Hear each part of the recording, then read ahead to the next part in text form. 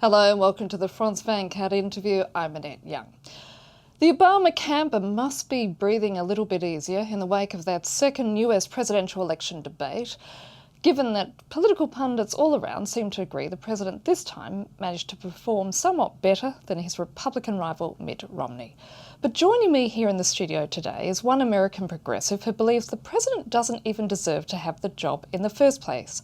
I'm talking about John Rick MacArthur, the publisher of Harper's Magazine, who's just published a book in French called The Obama Illusion and hopefully will soon be published in English. John Rick MacArthur, thank you so much for being with us. Delighted to be here. We'll talk about your views about President Obama in a moment, but and why you think he doesn't deserve to be there in the first place. But first of all, how do you think he performed in this debate? I think he did better than the last time, but he was a little bit like an actor, or shall I say a salesman, hitting his marks. He was much criticized for not attacking Romney more aggressively in the last debate, or in the first debate.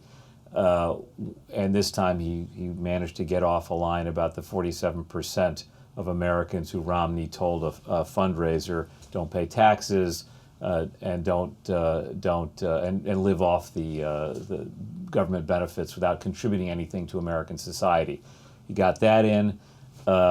He got in a sort of a defensive point about Libya because Romney's made a big deal about the security at the embassy or in the consulate or the embassy in Benghazi.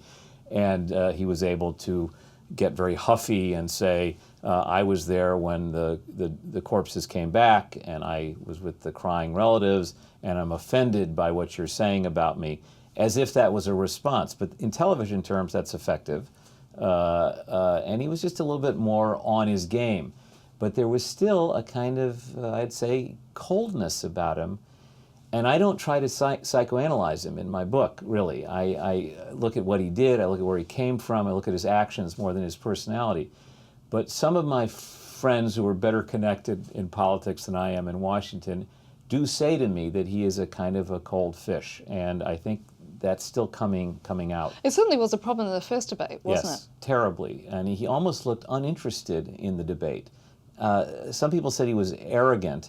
I would say it was more that he was indifferent. He was disconnected. Just disconnected. It's like he didn't care. I ran into a customs officer, an American customs officer coming back from Canada, who said, I was a high school debater, and he told, I learned as a high school debater, you always look your opponent in the eyes and respect him. And Obama did not respect his opponent. That's why he lost. Do you think he will win?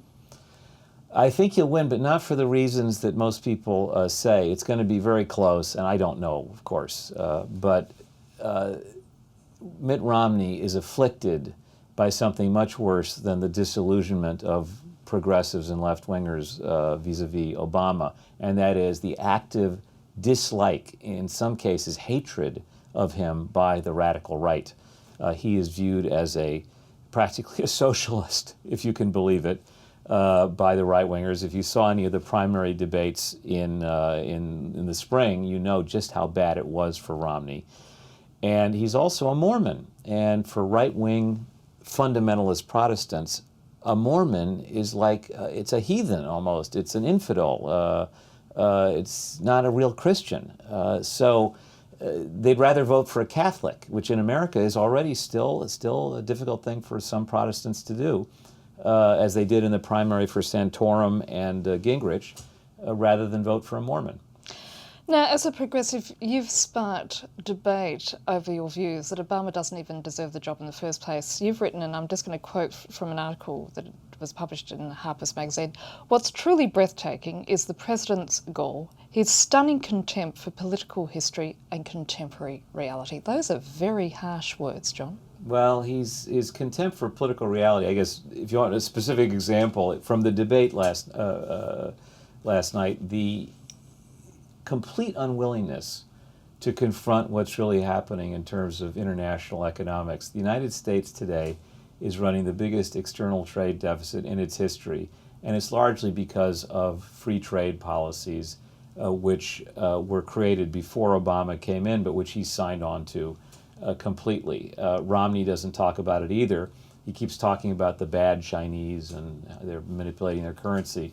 But the trade relations with China are such that the fix is in. In other words, if you're an investor or a manufacturer, if you don't send your jobs to China or you don't set up shop in China to produce goods, you're an idiot. And we're running this huge deficit with China. They're selling to us. They're manufacturing and selling to us. We're not selling much of anything to them. And that's the heart of the problem. And So until he faces that contemporary reality, we're not going to have a serious discussion. So you think he's a sellout? Oh, complete sellout. But, well, I hesitate to call him a sellout because given that he comes out of a very conventional political background, this is apart from his early life as a political organizer among the poor. That seems to have been a part of his life that he let go completely.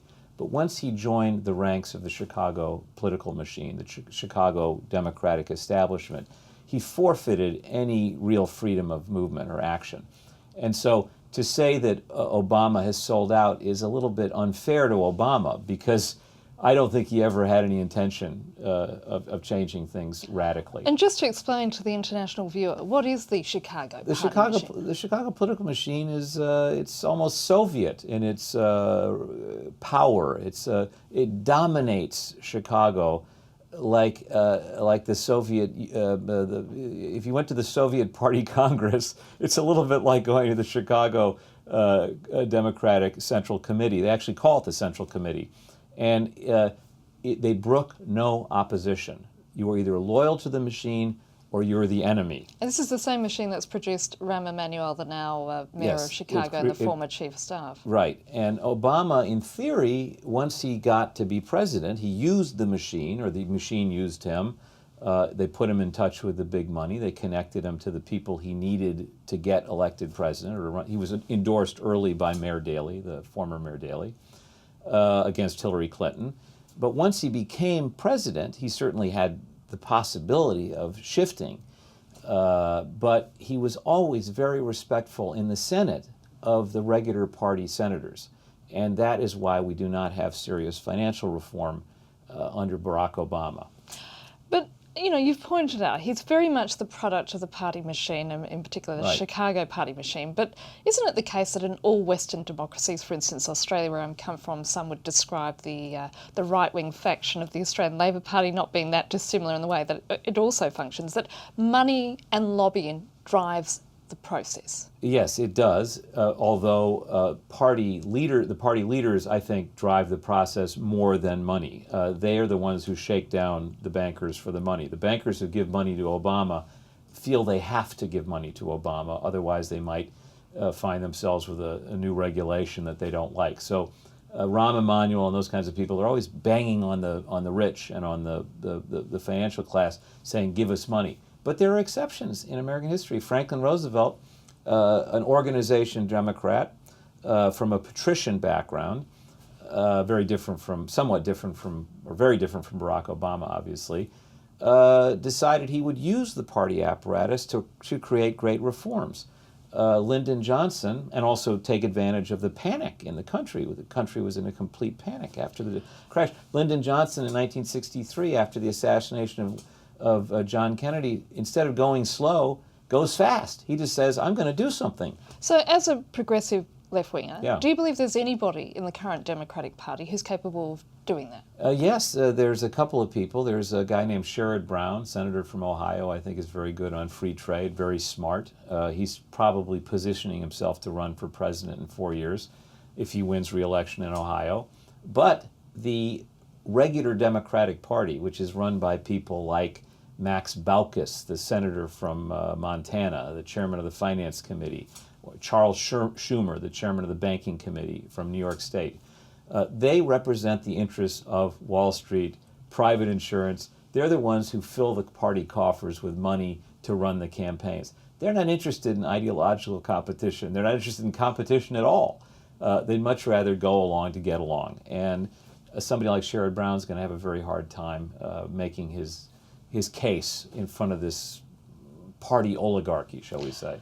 John, finally, given what you've just said, What do you hope will happen on November 6th? Who do you want to see get into power? Well, I don't have a horse in the race. I'm not going to vote for either one of them. I don't like Romney. I liked Romney's father, actually. Romney's father was terrific. He could have run to the left of Obama.